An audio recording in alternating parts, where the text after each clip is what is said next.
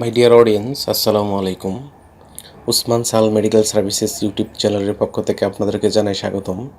আশা করি আল্লাহর রহমতে আপনারা সবাই ভালো আছেন।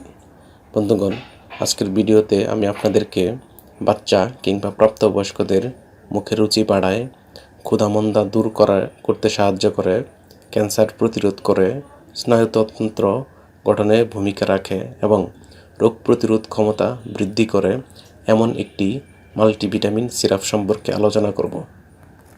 পাশাপাশি সিরাপটির দাম, গ্রুপ বা জেনেরিক নাম, প্রস্তুতকারক কোম্পানির নাম, খাওয়ার নিয়ম এবং এর সাইড এফেক্টস বা পার্শ্ব প্রতিক্রিয়া সম্পর্কে কিছু তথ্য জানানোর চেষ্টা করব।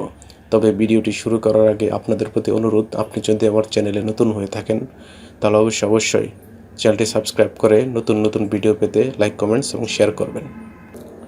বন্ধুগণ, বাচ্চাদের কিংবা প্রাপ্তবয়স্কদের মুখের রুচি বাড়াতে, ক্ষুধামন্দা দূর করতে, ক্যান্সার প্রতিরোধ করতে, তারপর রোগ প্রতিরোধ ক্ষমতা বৃদ্ধি করতে ডাক্তারগণ যে সিরাপটির কথা তাদের প্রেসক্রিপশনে বা পরামর্শপত্রে লিখে থাকেন তার নাম হলো গোল্ড কিট সিরাপ।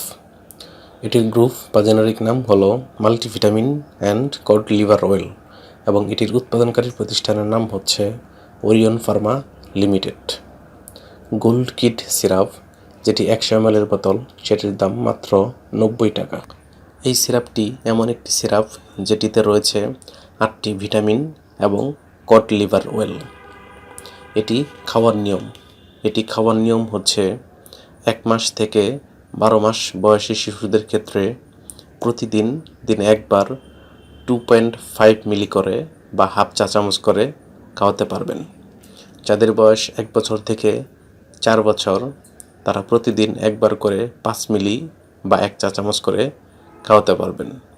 যাদের বয়স 4 বছরের ঊর্ধ্বে তারা প্রতিদিন একবার 7.5 মিলি করে খাওয়াতে পারবেন এবং যারা প্রাপ্তবয়স্ক তাদের ক্ষেত্রে প্রতিদিন একবার 10 মিলি করে অথবা 2 চা চামচ করে সেবন করাতে পারবেন।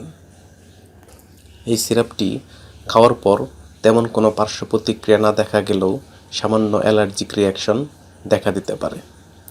গর্ভাবস্থা এবং স্তন্যদানকালীন সময়ে এই সিরাপটি খাওয়া যাবে কিনা সে বিষয়ে পরামর্শ অবশ্যই রেজিস্টার্ড চিকিৎসকের অনুযায়ী নিতে হবে, অর্থাৎ চিকিৎসকের পরামর্শ ব্যতীত কোনো ঔষধ বা সিরাপ খাওয়া যাবে না।